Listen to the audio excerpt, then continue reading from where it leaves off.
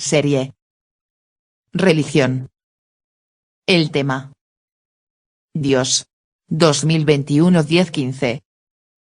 El azar como explicación es ignorancia. TV dice. Lo que está fuera del conocimiento, no puede ser encuadrado con certeza. Cuando se recurre a Dios o cualquier divinidad, hay un nicho en donde poner a descansar a la ilusión o ignorancia, aún sin tener pruebas o experimentos. El fenómeno que está lejos de la comprensión, decimos que no es azar, es producto de la intervención de un Dios, de quien ignoramos sus designios, sus decisiones, sus deseos incuestionables e infalibles, sin pizca de arrepentimiento. Vemos el fenómeno o algo que ocurre, y como no tenemos los medios para colocarlo en la mesa de la disección, solo nos queda admitir que es obra de algo divino. Por un tiempo. Porque el individuo curioso sigue indagando, experimentando, aislando las causas de mayor impacto. Sin ese ánimo de niño curioso, ahora no habría aviones ni armas atómicas. Si no enfrento al fenómeno y hago experimentos, será difícil encontrar las causas principales, la conjugación de efectos. La explicación más simple, es rendirse y resignarse a vivir con suposiciones positivas o negativas. Y sin acción, la incertidumbre no se va a aclarar por sí misma. O te poner a mover las manos, o nada va a mejorar. Juan López Ballester dice. Me es difícil aceptar que el azar y el tiempo sean los factores de respuesta a la formación del universo. Me es difícil aceptar que esta vida tan compleja como asombrosa sea un absurdo. Me es difícil aceptar que la muerte pueda arrebatarnos el amor. TV dice. La muerte, el temor ridículo del humano ignorante y tonto. El amor es una emoción, un apego, un gusto por lo que nos conviene. En el amor, hallamos la solución de muchos problemas provocados por el pensamiento. Si no pensara usted tanto, viviría como un pájaro, como un gusano. Pensamos que amor, pasara por encima del amor y del olvido. Usted muere y en 1000 años, usted es olvidado, a menos que la historia lo registre como un gran pensador, un gran asesino o un reformador. José Francisco Nalbarte Palomino dice. Me es difícil aceptar lo mismo, que todo sea nada más por el azar, sin un objetivo. Por este motivo investigo lo relacionado al autoconocimiento del ser. El avance lo puede ver en YouTube Video, Tu educación ideal. TV dice. Si algo tiene un objetivo, luego vendrá otro que lo reemplace. Una humanidad sin cambios, es ilógico. Lo único que no se modifica es que las masas, deben ser sumisas, serviles, ser usadas como instrumentos económicos. Irán Miranda dice. A mí ya hasta me dio curiosidad, pero me da temor que vaya a ser eso que debaten, de esas cosas de sanación cuántica, pensamiento cuántico, ley de atracción o cosas así. Ernesto Morente de la Cruz dice. Lo cuántico es que se ha puesto de moda. Reinventarse o morir. La traducción a esto es, me da verdadero pánico la muerte, el tener que aceptar que la existencia es limitada. Porque amigo, yo amor tengo, es lo que más aprecio de la vida, sin el amor, el paso por la vida no tiene sentido. Y no tengo que creer en inteligencias superiores, me basta con la mía. Si hablamos de que la inteligencia superior es algo perteneciente a mí propiamente y conciencia, te compro esa declaración con gusto. Si me hablas de que ese ser o inteligencia superior está ahí fuera, que es el todo y bla bla bla, requete bla bla y más bla bla, eso ya se lo llevas a los testigos de Jehová y os partís la boca a besos. Juan López Ballester dice. Si ese fuera tu caso, te lo respetaría aún sin compartirlo. TV dice. Ahora, muchos gurús modernos se han colgado de la mecánica o física cuántica, porque con eso se conducen a las mínimas expresiones. no resuelven un simple problema de ingeniería mecánica de distribución de cargas y deformaciones mecánicas. Y estúpidamente hablan de eso, aunque de mecánica clásica, no sepan ni un pepino.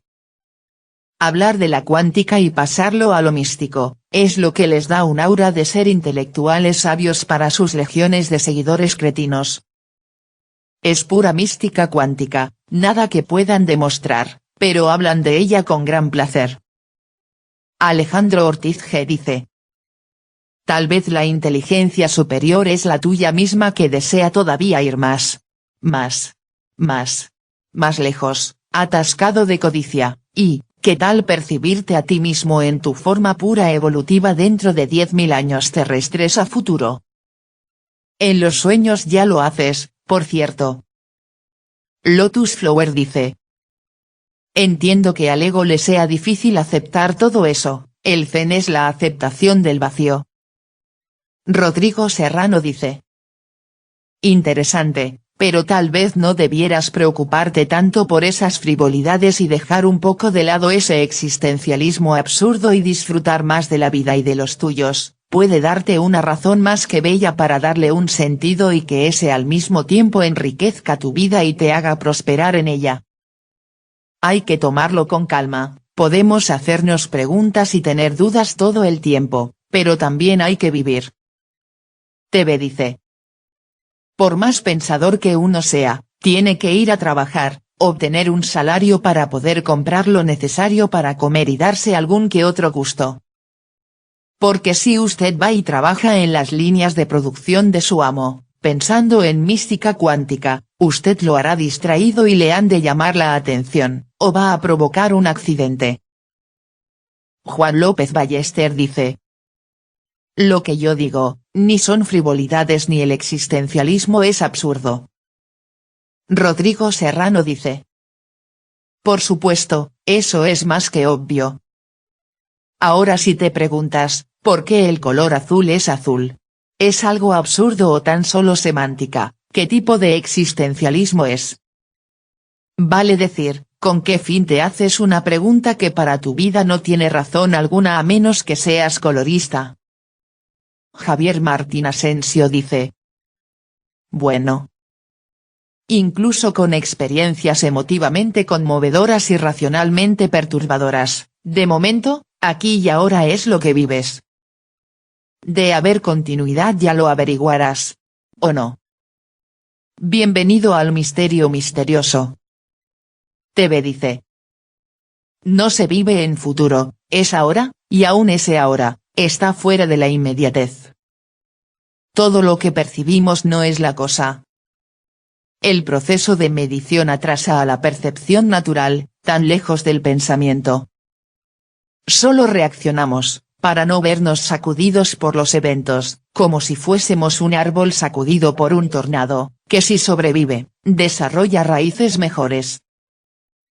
Eric Espinoza dice: si el azar y el tiempo no fueran factores principales en la vida, todos sabríamos nuestros destinos puntuales. Si la vida no fuera compleja ni absurda, sería aburrida. Si tus seres queridos te recuerdan con cariño y respeto por generaciones, ni la muerte puede arrebatar el amor que tú transmites a tus seres queridos, ellos mismos lo replicarán por generaciones.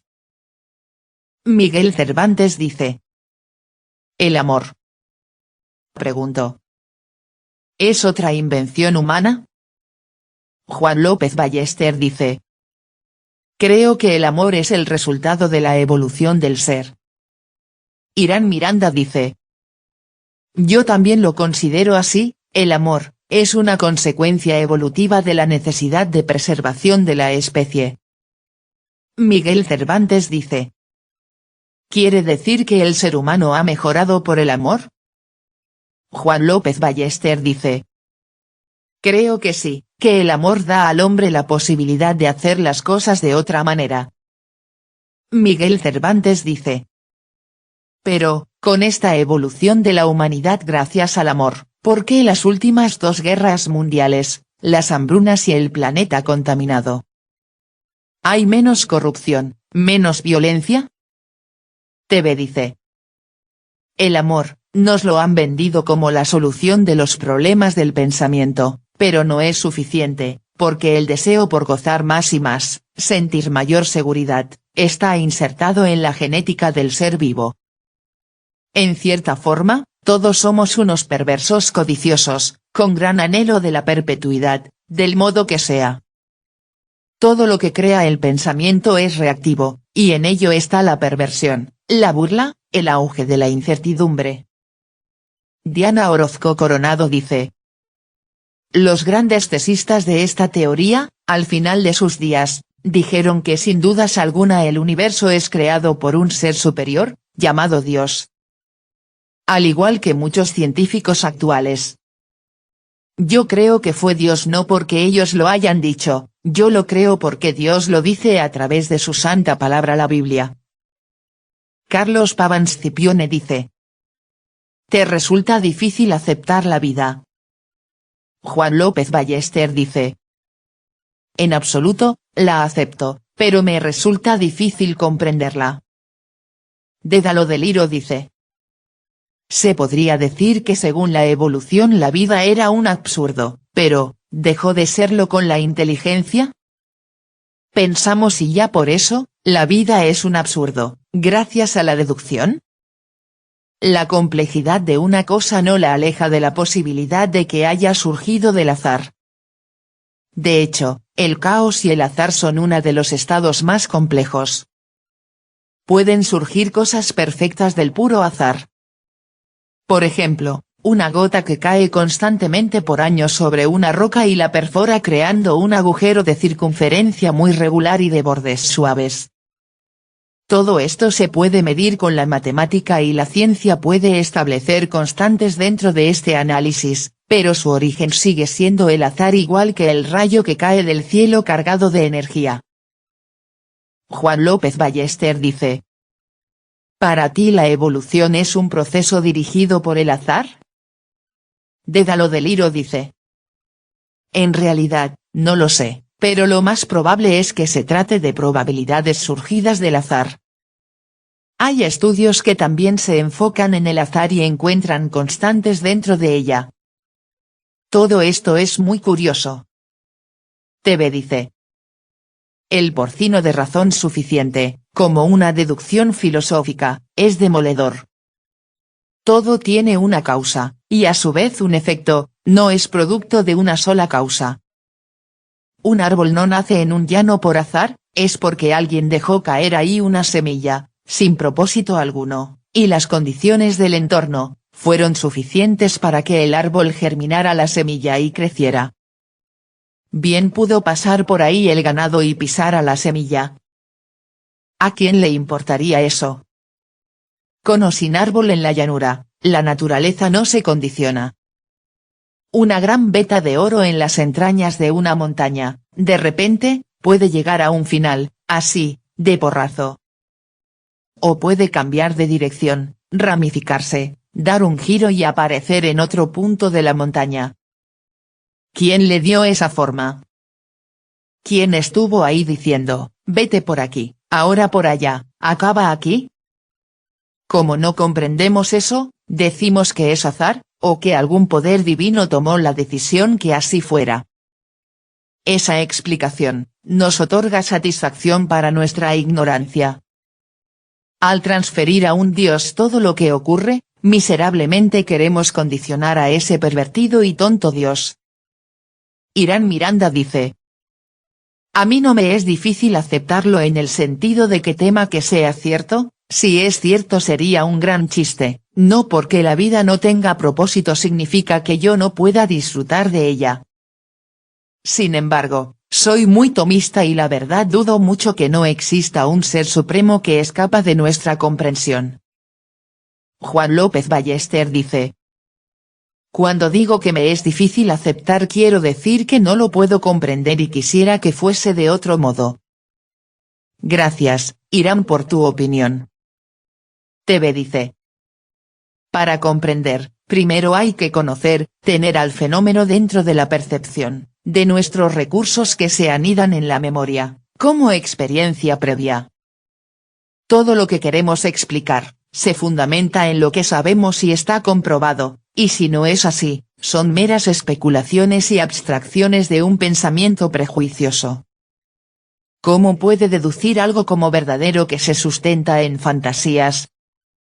Natalia Romano: lo siento, yo soy atea. Germán Simón dice: no hay azar. Dios no juega a los dados. Ernesto Morente de la Cruz dice: de todos los espermatozoides que fecundaron el óvulo de tu progenitora, fue uno. De los 2000, uno concreto.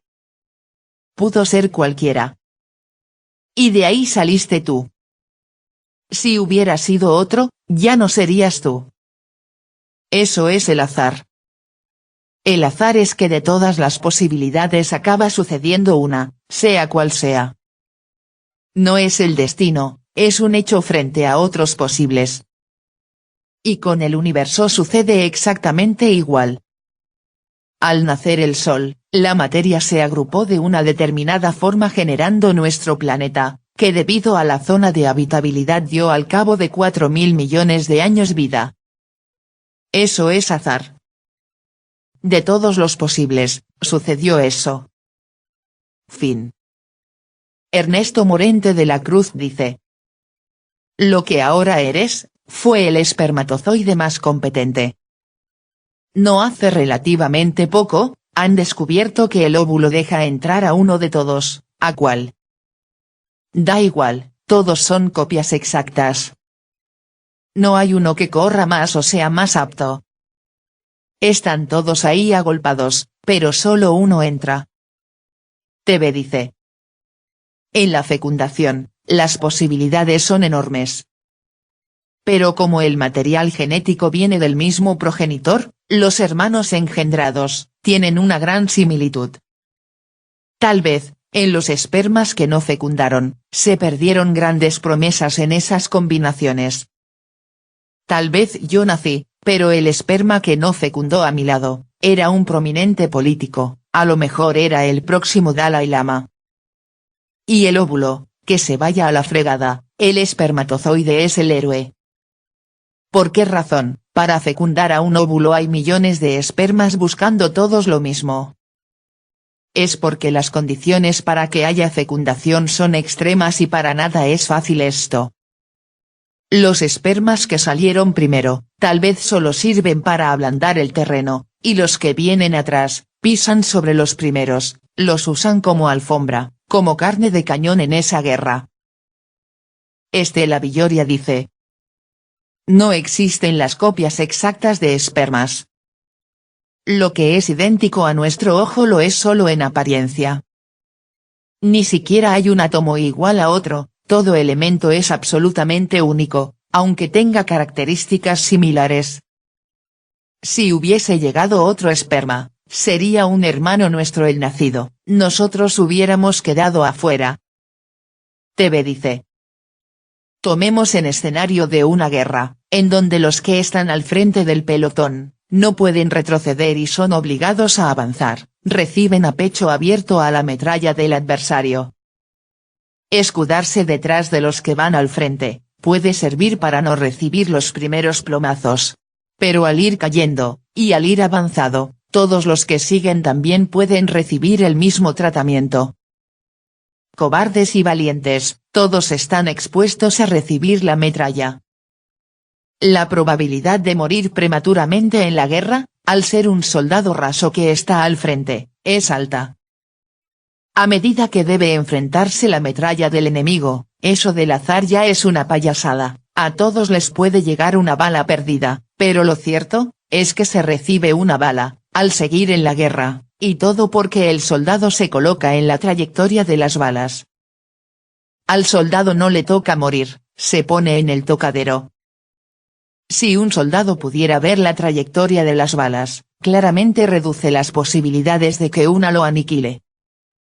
Gabriel Ojero dice: el azar es una serie compleja de cálculos aún no definida por ausencia de información que permitan un parámetro. El absurdo es una expresión asumida debido a la ausencia de conocimiento, en este caso, De eso que llamamos complejidad de la vida en un sentido holístico verificable. La muerte no existe en sentido literal, está comprobado a nivel científico que somos energía. La energía no se destruye, se transforma. Nuestros dolores provienen del desconocimiento, la angustia depende de cómo uno se disponga a observar el asunto que la provoca. Los sentimientos son formas de acumular energía de diferentes frecuencias. El pensamiento es una forma de administrar la energía, puedes permitir que se manifieste de forma caótica o puedes tener control sobre la misma forma. Cuando sufres, en lugar de centrar la mente en el dolor, se debe hacer en la búsqueda que lo causa, y los dolores que afectan los sentimientos siempre son causa de una mala interpretación de la realidad. TV dice: la muerte no existe, eso dicen, y es claro, la muerte de uno, no existe.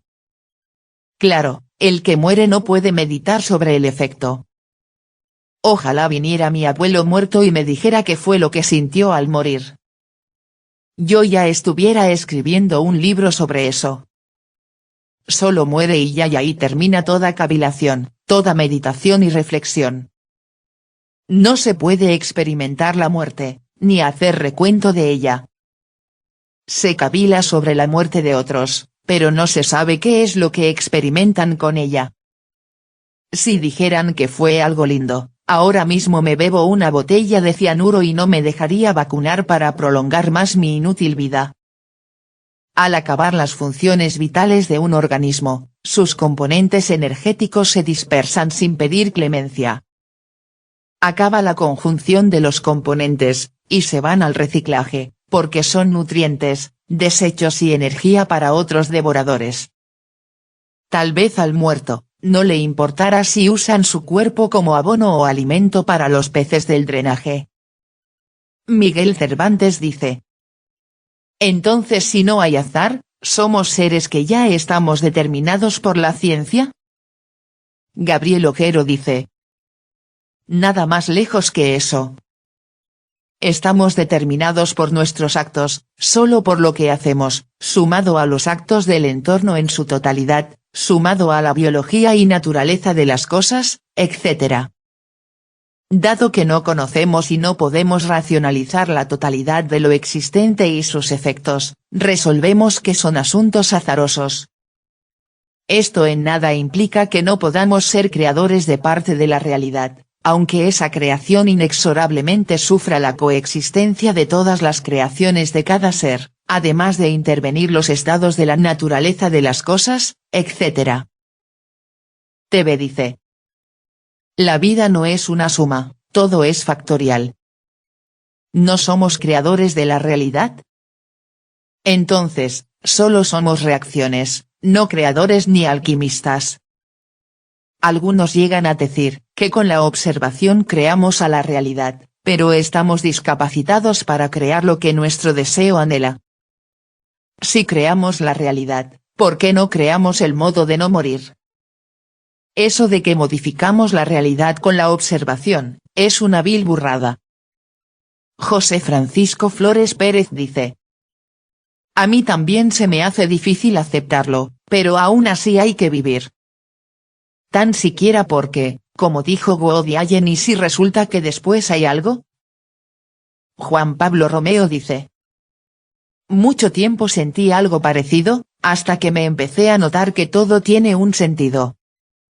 Desde las pequeñas abejas que polinizan las flores, las hormigas tortuga que con su gran cabeza tapan las entradas de los hormigueros para resguardarse de depredadores. Creo que todo está diseñado y con instrucciones precisas dentro del gen esencia interior ADN que permiten que la vida pueda continuar. Está todo muy bien hecho para ser casual y cuando me di cuenta de eso algo me dio tranquilidad. Por otro lado, los insectos y animales cumplen sus misiones, y aquí el tema es el ser humano.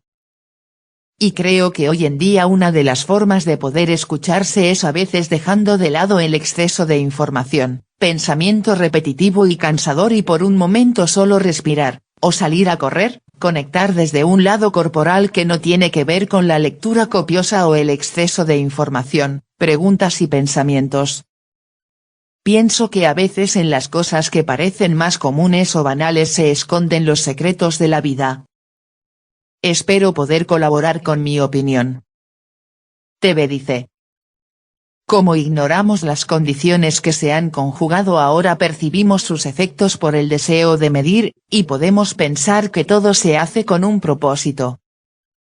Bien podría haber ahora insectos sin veneno.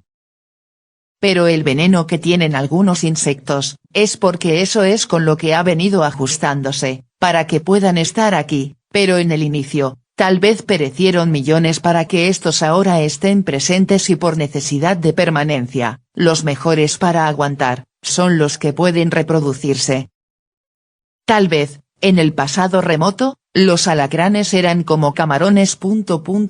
sin veneno. Y los que fueron desarrollando nuevas adaptaciones, ante el peligro, son los que ahora están entre nosotros. Los tontos murieron prematuramente, y no tuvieron chance de copular. Los animales bobos o con menos defensas, han de terminar extinguiéndose. Los humanos no somos así, los más bobos, hasta llegan a ser presidentes de naciones latinoamericanas. Porque si estuvieran en Alemania, ni a diputados los dejan llegar. Por interferir con el orden natural de la adaptación, la civilización ha de pagar el precio, por tener millones y millones de humanos repletos de estupidez neuronal. En ninguna especie animal, excepto la humana, hay lugar para los débiles y estúpidos. Pero la especie humana, se sustenta en exprimir a los imbéciles. Y en una nación, en donde los pobres están instruidos, aunque sean de primer mundo, los pobres ya no quieren ser siervos sumisos. Ahí tiene que venir entonces un cambio necesario. Esto conduce pues, a una tremenda tragedia social. Pero los pobres, aun en naciones de primer mundo, por lo general son gente ignorante, muy necesaria, pero al mismo tiempo, un grave problema para el ecosistema económico, que es producto del pensamiento antinatural y han de pagar el precio. Ernesto Morente de la Cruz dice. Todo eso se llama adaptación al medio, selección natural y evolución, que durante millones de años han perfeccionado diseños muy simples de vida. No querer comprender algo tan sencillo es negarse al conocimiento mismo. Reducir todo el trabajo evolutivo de las especies del planeta a una cuestión de ingeniería divina, claro que da tranquilidad. La misma que da quedarse en el sofá, rascándose un huevo, en lugar de coger un libro y leer. Juan López Ballester. Me alegro mucho y estoy de acuerdo con lo que escribes con tanta serenidad y sabiduría. Estela Villoria dice. Para muchos resulta difícil aceptar que vivimos en un universo inteligente y no uno de piedras y cascotes que giran por casualidad. Algo que pensadores avanzados como Spinoza ya habían notado y que científicos actuales como Einstein también reconocen.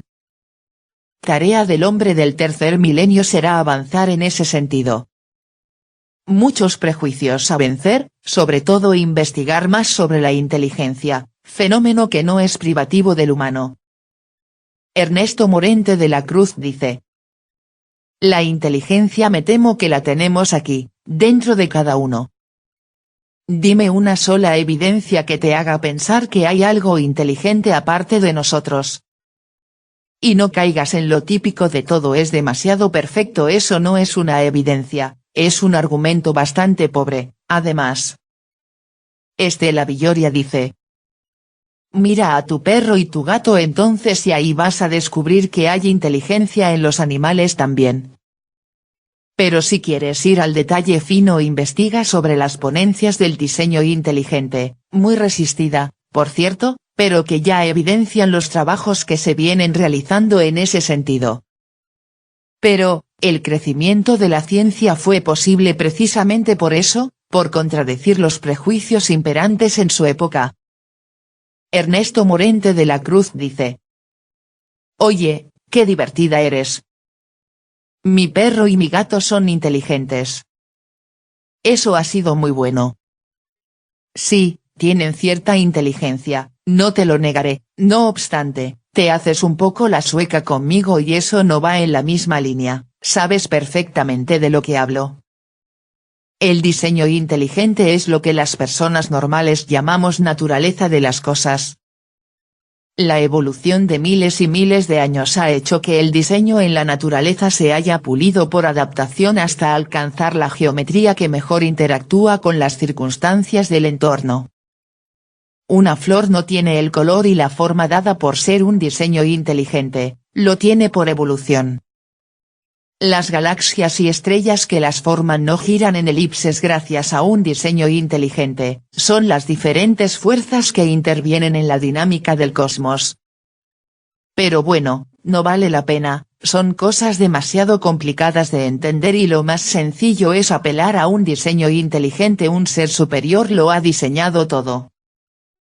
TV dice. El universo no está regido por ninguna inteligencia porque en toda inteligencia, hay corrupción.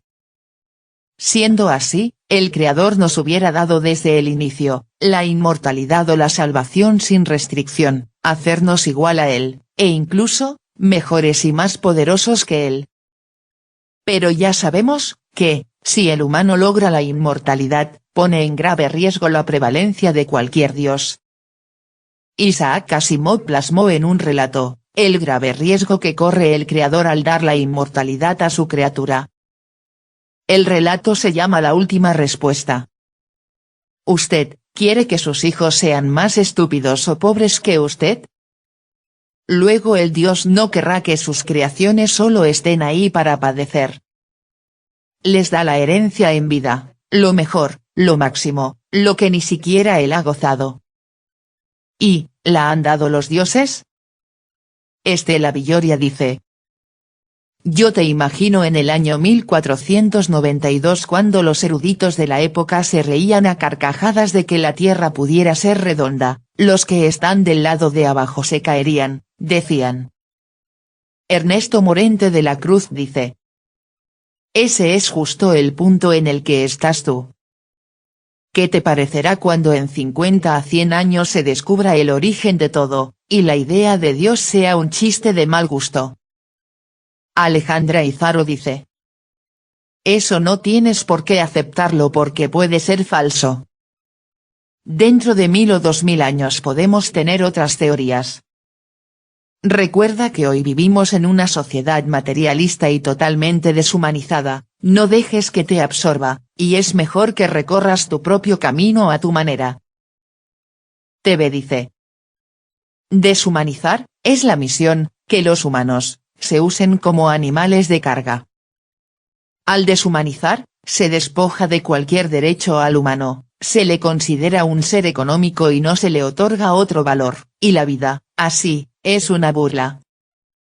Si quiere un ejemplo de lo que es la deshumanización, solo acuda a trabajar a una empresa asiática o extranjera maquiladora, y verá cómo la gente, solo es un recurso más, un instrumento, como lo es una herramienta en la caja de cualquier mecánico. Juan López Ballester dice. Al decir que me cuesta aceptar algo, quiero decir que no llego a comprenderlo como tantas cosas que no sé explicarme, aunque las acepte. TV dice. Aceptar, es un factor más del entendimiento. Aceptar, sin reclamos, deviene en brutal sumisión. Sentir, observar, medir, conocer, comprender, aceptar. ¿Cómo puedo aceptar algo si antes no cumple lo anterior? Lo terrible, es que esto del entendimiento es una cadena factorial, no es una suma simple. En la vida no hay sumas, solo multiplicaciones. La fórmula del amor, tiene factores y es conocer, comprender, simpatizar, empatizar y aceptar. Con un solo factor débil, el resultado queda terminado. Amar lo que no se conoce, es vil estupidez. Adorar lo que no se conoce, es vil estupidez. Y decir que se conoce algo, y no dar evidencia de eso, Vaya que es la exageración recurso de los tontos. Pero se entiende, uno se vuelve víctima del sentir bonito. Juan Pablo Romeo dice. Leía mucho, tal vez demasiado. Entre la carrera, trabajo, lectura personal, y cosas al azar eran muchas horas. Hasta que un día me di cuenta que vivía dentro de un libro, que todo lo que podía expresar era en relación a pensamientos de alguien más. Que ya no salía de mi casa y solo leía. Y pensé que muchas personas que escribían esos libros tal vez como yo, leían mucho, observaban, analizaban, pero no vivían. Podían decirme todo lo referente al fútbol, peso del balón, dimensiones del estadio, estrategias, posiciones, entrenamientos etc. Pero nunca habían pateado una pelota. Creo que muchas cosas se viven, no se leen, y de esas cosas es de las que más se aprende, se conoce y se autoconoce. Hoy en día leo sobre alimentación, deportes, espiritualidad y cosas no tan complejas sino simples pero que me ayudan a entenderme, a conocerme, a sacarme de encima todo el excedente de lo leído y quedarme con lo que me sirve. Por otro lado, creo que nunca aprendemos solos si necesitamos de los demás para ello. Necesitamos conectar para entender. Creo que las cosas más importantes de la vida no llevan palabras. TV dice. Leer un libro, no más por pasar de página a página para sentir que se hace algo, es digno de gente muy cretina. Leer no es una acción de ir repasando letras y declaraciones. El autor del libro, no es un escritor de autoayuda como hay tantos que por ahí. Los escritores de libros de autoayuda, son fáciles de identificar. Puras idioteces escriben. Una simple frase del autor del libro, puede llevarnos días cavilando en lo que pretende comunicar y todo porque no lo dice de manera clara, porque si lo hace, es censurado y su libro, por cuestiones políticas, sería censurado. Luego, muchos escritores, no se atreven a ser directos, tal como son los escritores de libros de filosofía. Si un libro no conduce a la reflexión es un libro de porquería. ¿Para qué perder tiempo leyendo idioteces? Mejor las escribe uno y así se consigue más. Uno puede escribir su propio libro sin necesidad de usar las ideas de otros. Si quieres publicar, debes suplicar que la censura política, no mande tu libro a la basura. Ernesto Morente de la Cruz dice. TV dice. Sea entonces, el filósofo, escribe sobre algo que ya demostró que tiene efecto real, no es metafísica cuántica de porquería. El filósofo que escribe sandeces admitidas políticamente, es solo un mono, un chimpancé. Pero, ¿cuál es deseo afeminado de que otros se enteren de las ideas personales? ¿Acaso el escritor pretende ser maestro de otros?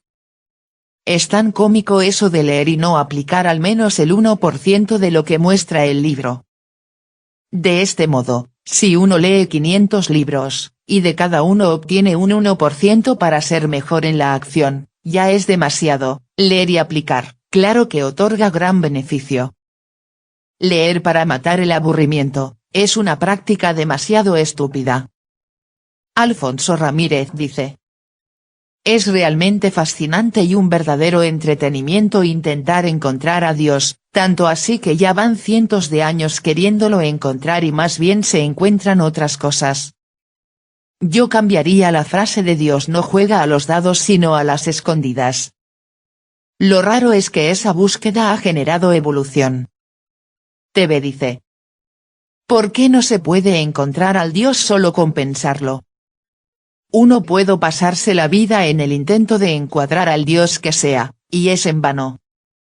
Todos los dioses son elusivos, no se dejan atrapar. Les encanta que los vean como algo misterioso y para visualizarlos, hay reglas. La discusión, fue, si el azar es algo que está fuera del entendimiento. Las cosas ocurren y son elusivas para el entendimiento simple, que no quiere experimentar, poner a prueba lo que percibe. muchas cosas quedan para la inferencia, el razonamiento, la probabilidad, y no se pueden pasar al ámbito de la demostración con experimentos. Lo que está fuera del experimento, solo quedará ahí con sus efectos, sin poder ser puesto en la mesa de la vivisección, en la autopsia sin anestesia. Todo lo que está fuera de la comprensión de la bestia humana, para no ser presa de la angustia, de la ansiedad, se lo transfiere a la responsabilidad de un ser divino.